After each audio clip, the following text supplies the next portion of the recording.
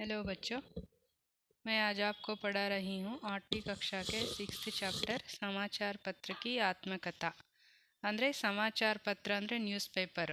ನಿಮಗೆಲ್ಲ ಗೊತ್ತೇ ಇದೆ, ನ್ಯೂಸ್ ಪೇಪರಿಂದ ನಾವು ಏನೇನು ವಿಷಯಗಳನ್ನು ತಿಳ್ಕೊಬೋದು, ಯಾವ್ಯಾವ ವಿಚಾರಗಳ ಬಗ್ಗೆ ನಮಗೆ ಜ್ಞಾನ ಉಂಟಾಗುತ್ತೆ, ಎಷ್ಟು ಕಲೆಕ್ಟ್ ಮಾಡ್ಕೋಬೋದು ನಾವು ವಿದೇಶಗಳ ಬಗ್ಗೆ ಅಂತ ಎಲ್ಲ ನೀವು ಗೊತ್ತೇ ಇರುತ್ತೆ. ಆ ವಿಷಯದ ಬಗ್ಗೆ ನಾವು ಕೂತಿದ್ದ ಜಾಗದಲ್ಲೇ ನಮ್ಮ ದೇಶದಲ್ಲಿ ಹೊರದೇಶದಲ್ಲಿ ನಡೆಯುವಂಥ ಎಲ್ಲ ವಿಷಯಗಳು, ನ್ಯೂಸನ್ನು, ಇತಿಹಾಸದ ವಿಷಯಗಳು ಮತ್ತು ಈಗ ನಡೀತಿರೋ ಕರೆಂಟ್ ಅಫೇರ್ಸು ಎಲ್ಲನೂ, ರಾಜಕೀಯ, ಆರ್ಥಿಕ, ಸಾಮಾಜಿಕ ಮತ್ತು ವೈಜ್ಞಾನಿಕ ವಿಚಾರಗಳ ಬಗ್ಗೆ ಎಲ್ಲನೂ ಈ ನ್ಯೂಸ್ ಪೇಪರಲ್ಲಿ ನಾವು ಕೂತಿದ್ದ ಜಾಗದಲ್ಲೇ ಓದಿ ತಿಳ್ಕೊಬೋದು.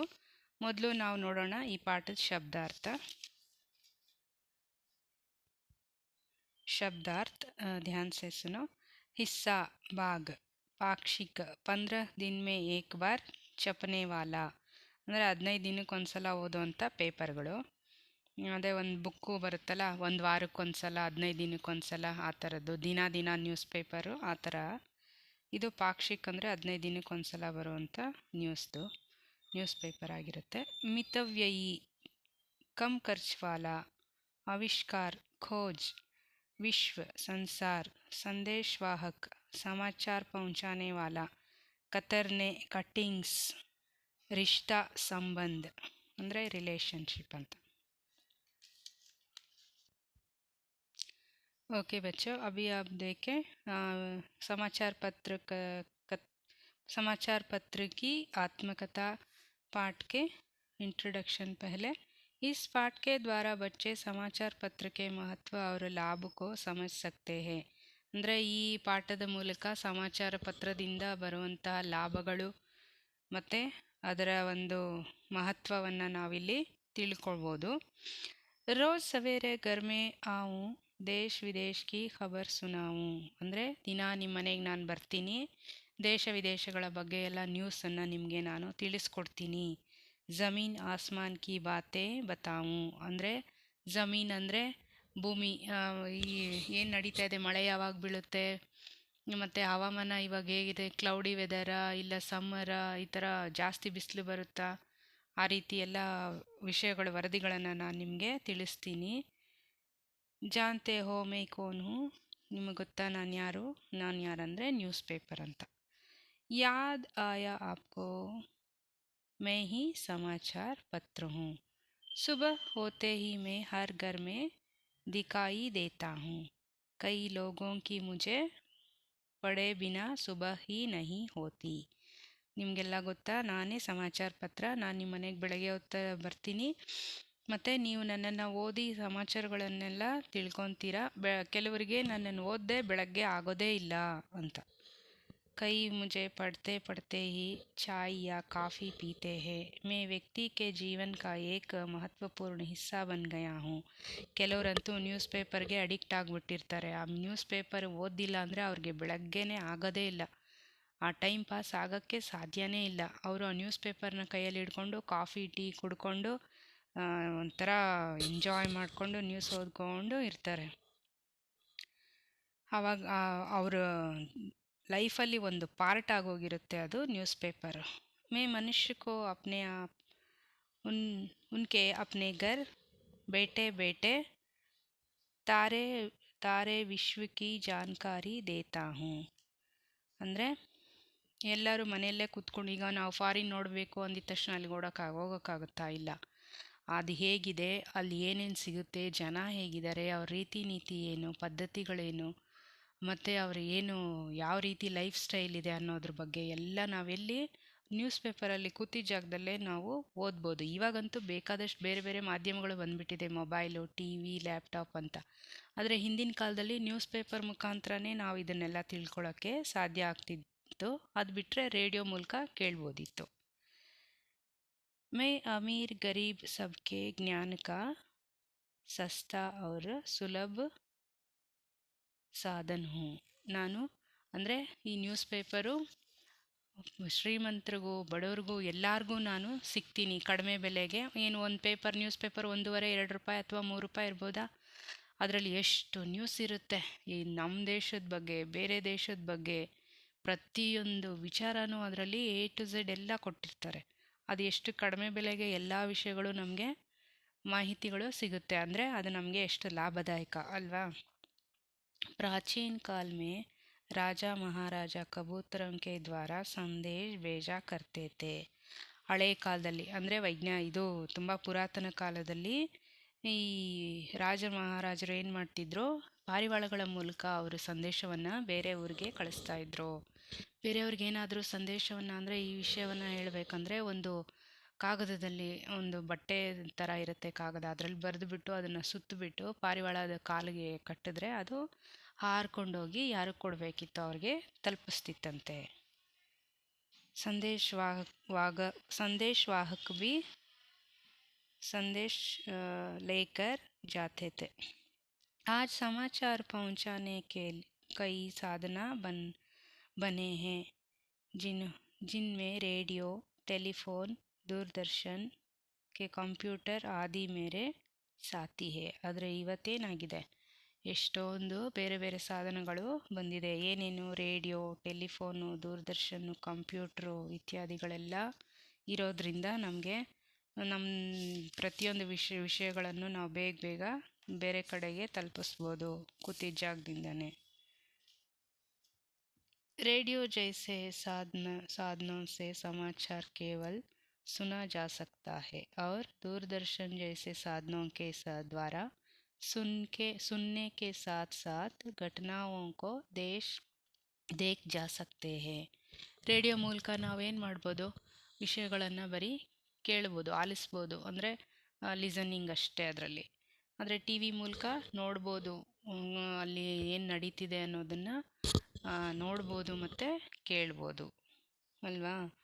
ಲೇಕಿನ್ ಇನ್ ಸಭಿ ಮೇ ಸೆ ಮೈ सरल और मितव्ययी साधना हूँ और लोगों तक तरह की समाचार पहुँचाता हूँ. ಅಂದರೆ ರೇಡಿಯೋನಲ್ಲಿ ಟಿ ವಿನಲ್ಲಿ ಕೇಳೋದಕ್ಕಿಂತ ಅದಕ್ಕೆಲ್ಲ ಎಷ್ಟೊಂದು ದುಡ್ಡಾಗುತ್ತೆ ಅಲ್ವಾ. ಇವಾಗ ಕೇಬಲ್ ಟಿ ವಿನಲ್ಲಿ ನಾವು ಏನು ನೋಡಬೇಕಂದ್ರೂ ಅದು ಕೇಬಲ್ ಬಿಲ್ ಕಟ್ಟಬೇಕು, ಅದಕ್ಕೆ ಎಷ್ಟೊಂದು. ಆದರೆ ನ್ಯೂಸ್ ಪೇಪರ್ ಒಂದು 2-3 ರೂಪಾಯಲ್ಲಿ ಬಂದ್ಬಿಡುತ್ತೆ. ಅದಕ್ಕಿಂತ ಜಾಸ್ತಿ ವಿಷಯಗಳನ್ನು ನಾವು ನ್ಯೂಸ್ ಪೇಪರಲ್ಲಿ ಓದ್ತೀವಿ, ಮತ್ತು ಅದಕ್ಕಿಂತನೂ ಬೆಲೆ ಕಡಿಮೆ ಅಲ್ವಾ. भारतवर्ष में पहले में अंग्रेजी में बंगाल गजट नाम से सन 1780 में प्रकाशित हुआ. ಅಂದರೆ ಭಾರತದಲ್ಲಿ ಮೊದಲನೇ ಸಲ ಇಂಗ್ಲೀಷಲ್ಲಿ ಮೊದಲು ಯಾವುದೋ ನ್ಯೂಸ್ ಪೇಪರ್ ಬರುತ್ತೆ, ಬೆಂಗಾಲ್ ಗೆಜೆಟ್ ಅನ್ನೋ ಹೆಸರಿನ ನ್ಯೂಸ್ ಪೇಪರು 1780ರಲ್ಲಿ 1780ನಲ್ಲಿ ಮೊದಲು ಪಬ್ಲಿಷ್ ಆಗುತ್ತೆ. ಹಿಂದಿ ಮೇ ಉದಂತ ಮಾರ್ತಾಂಡ್ ನಾಮ್ಸೆ, ಹಿಂದಿನಲ್ಲಿ ಉದಂತ ಮಾರ್ತಾಂಡ ಅನ್ನೋ ಹೆಸರಲ್ಲಿ ಪಬ್ಲಿಷ್ ಆಗುತ್ತೆ. ಕನ್ನಡ ಮೇ ಮಂಗಳೂರು ಸಮಾಚಾರ ಕೆ ರೂಪ್ ಮೇ ಸನ್ 1843 ಅಂದರೆ 1843ನಲ್ಲಿ ಪಬ್ಲಿಷ್ ಆಗುತ್ತೆ.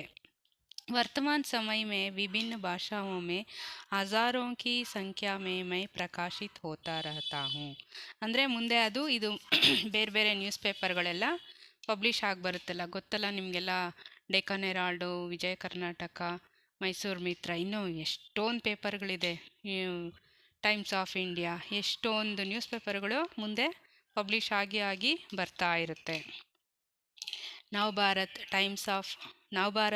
Times, Hindustan times, times of India, ಮತ್ತು ಡೆಕ್ಕನ್ ಹೆರಾಲ್ಡ್, ಇಂಡಿಯನ್ ಎಕ್ಸ್ಪ್ರೆಸ್, ಸಂಯುಕ್ತ ಕರ್ನಾಟಕ, ವಿಜಯ ಕರ್ನಾಟಕ, ಪ್ರಜಾವಾಣಿ, ಉದಯವಾಣಿ, ಅಮರ್ ಉಜಾಲ, ದೈನಿಕ್ ಜಾಗರಣ್, ರಾಜಸ್ಥಾನ್ ಪತ್ರಿಕಾ, ಜನಸತ್ತಾ ಆದಿ ಅನೇಕ ನಾಮೋं से मैं आपको मिल सकता हूँ. ನೋಡಿದ್ರಲ್ಲ ಎಷ್ಟು ನ್ಯೂಸ್ ಪೇಪರ್ಗಳಿದೆ.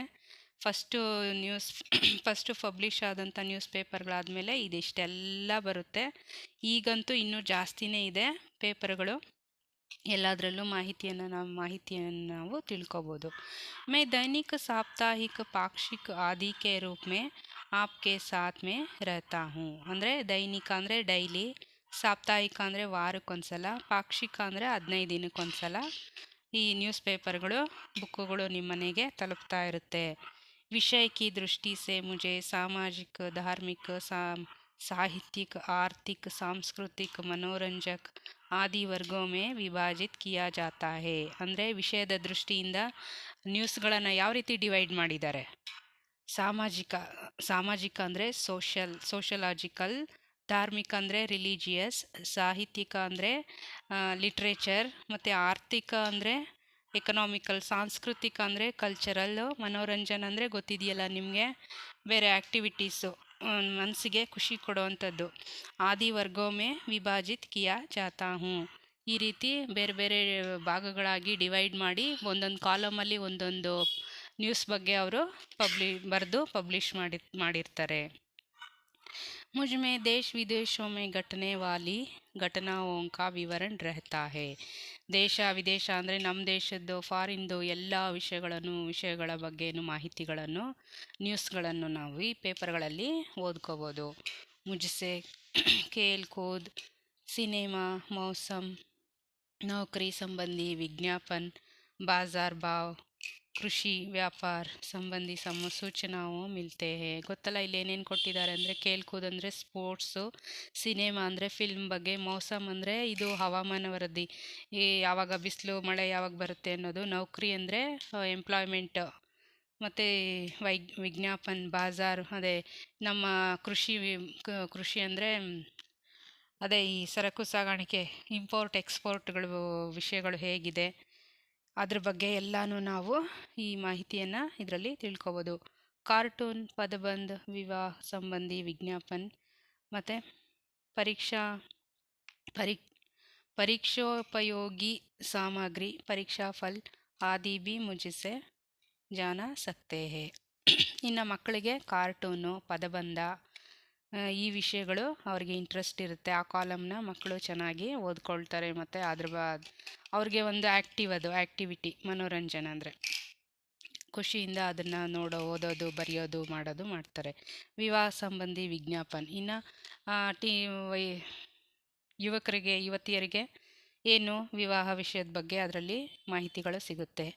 ಪರೀಕ್ಷೋಪಯೋಗಿ ಸಾಮಗ್ರಿ, ಇನ್ನು ಸ್ಟೂಡೆಂಟ್ಸ್ಗೆ ಎಕ್ಸಾಮ್ ಬಗ್ಗೆ ಅದರಲ್ಲಿ ಮಾಹಿತಿಗಳು ಸಿಗುತ್ತೆ. ಪರೀಕ್ಷಾ ಫಲ್ ಅಂದರೆ ರಿಸಲ್ಟನ್ನು ನಾವು ನ್ಯೂಸ್ ಪೇಪರಲ್ಲಿ ನೋಡ್ಬೋದು. ಆದಿ ಬಿ ಮುझसे जान सकते हैं, ಇನ್ನು ಹಲವಾರು ವಿಷಯಗಳನ್ನು ನ್ಯೂಸ್ ಪೇಪರಲ್ಲಿ ನಾವು ತಿಳ್ಕೊಬೋದು. ಆಜ್ಕಲ್ ಮೇರೆ ಅಂದರ್ समय समय पर बड़े बड़े लेखकों की रचनाएं भी ಪ್ರಕಾಶಿತ್ ಹೋನೆ ಲಗಿ ಹೇ.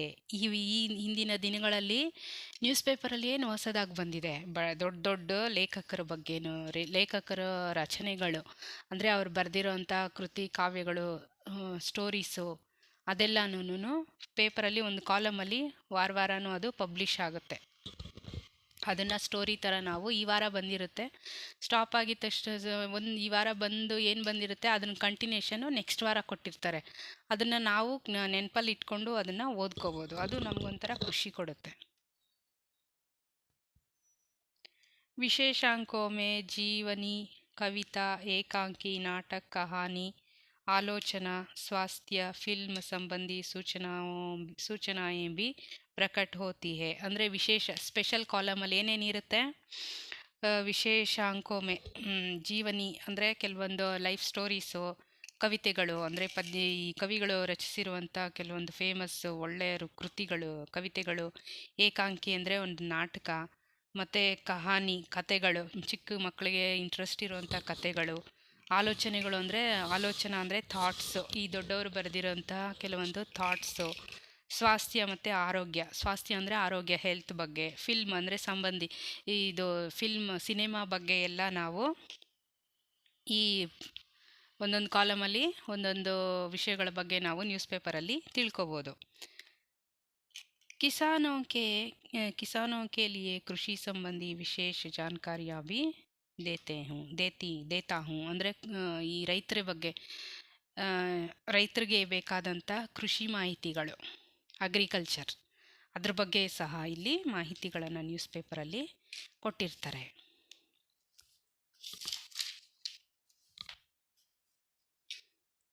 इन सब के अलावा लोग मेरे कारण वैज्ञानिक आविष्कारों से भी परिचित होते हैं. यदि संग्रह की ओर ध्यान दे तो आवश्यक विषयों की कतरने भी अपने पास रखा जाते हैं.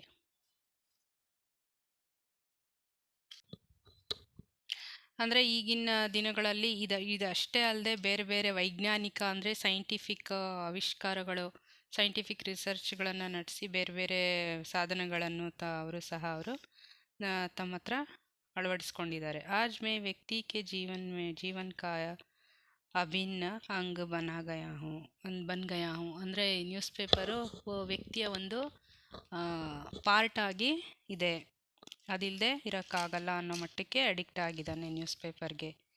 ಅಭಿ ಸೆ ಆಪ್ ಭಿ ಮುझे पढ़ने लगेंगे तो आगे चलकर जीवन में मैं आपकी बहुत सहायता करूँगा. ಪೇಪರ್ ಓದೋದ್ರಿಂದ ಏನು ಲಾಸ್ ಅಂತೂ ಇಲ್ಲ ಅಲ್ವಾ. ಎಷ್ಟೊಂದು ವಿಷಯಗಳನ್ನು ನಾವು ತಿಳ್ಕೊತೀವಿ. ಸ್ಟೂಡೆಂಟ್ ಲೈಫಲ್ಲಂತೂ ನ್ಯೂಸ್ ಪೇಪರ್ ಓದೋದನ್ನು ಅಭ್ಯಾಸ ಮಾಡಿಕೊಂಡ್ರೆ ತುಂಬ ವಿಷಯಗಳು, ಸಾಮಾನ್ಯ ಜ್ಞಾನ, ದೇಶ ವಿದೇಶಗಳ ಬಗ್ಗೆ ಎಲ್ಲ ತಿಳ್ಕೊಂಡಾಗ ಅದು ಮುಂದೆ ಅವರು ಯಾವುದೇ ಒಂದು ಎಕ್ಸಾಮ್ ತಗೊಂಡಾಗಲೂ ಅದು ಅವರಿಗೆ ತುಂಬಾ ಉಪಯೋಗಕ್ಕೆ ಬರುತ್ತೆ. ಮೊಬೈಲು, ಟಿ ವಿ, ರೇಡಿಯೋಗಳಲ್ಲಿ ಬರೋಕ್ಕಿಂತ ಹೆಚ್ಚಿನ ಮಾಹಿತಿಯನ್ನು ನಾವು ನ್ಯೂಸ್ ಪೇಪರ್ಗಳಲ್ಲಿ ಓದ್ಬೋದು. एक बार आपका मेरा रिश्ता बन गया तो वह ಜಿಂದಗಿ ಭರ್ ಟೂಟೇಗಾ ನಹಿ. ಒಂದು ಸಲ ಈ ನ್ಯೂಸ್ ಪೇಪರ್ಗೆ ನಾವು ಅಡಿಕ್ಟ್ ಆದರೆ ಮತ್ತೆ ಅದನ್ನು ನಾವು ಬಿಡೋಕ್ಕೆ ಸಾಧ್ಯ ಆಗಲ್ಲ. ಚಲಿಯೇ ಆಜ್ ಸೆ ಹಿ ಯಹ ಆದತ್ ಡಾಲ್ ಲೀಜಿಯೇ. ಯಾರೇ ನ್ಯೂಸ್ ಪೇಪರ್ ಓದಿರಾ ಬರೀ ಮೊಬೈಲ್ ಮಾತ್ರ ನೋಡ್ಕೊಂಡಿದ್ರೆ ಅದನ್ನು ಕಡಿಮೆ ಮಾಡಿ ಮೊಬೈಲ್ನ ಎಲ್ಲ ನ್ಯೂಸ್ ಪೇಪರ್ನ ಓದೋದನ್ನು ಕಲ್ತ್ಕೊಳ್ಳಿ. ಅದರಿಂದ ತುಂಬ ವಿಷಯಗಳು ನಮಗೆ ಸಿಗುತ್ತೆ, ಕಲೆಕ್ಟ್ ಮಾಡ್ಬೋದು. ಆಯಿತಾ ಮಕ್ಕಳೇ, ಎಲ್ರಿಗೂ ಅರ್ಥ ಆಯಿತಾ? ಈಗ ನಮ್ಮ ಚಾನಲ್ನ ಸಬ್ಸ್ಕ್ರೈಬ್ ಮಾಡಿ, ಲೈಕ್ ಮಾಡಿ ಮತ್ತು ಶೇರ್ ಮಾಡಿ, ಕಾಮೆಂಟ್ ಮಾಡಿ. Thank you.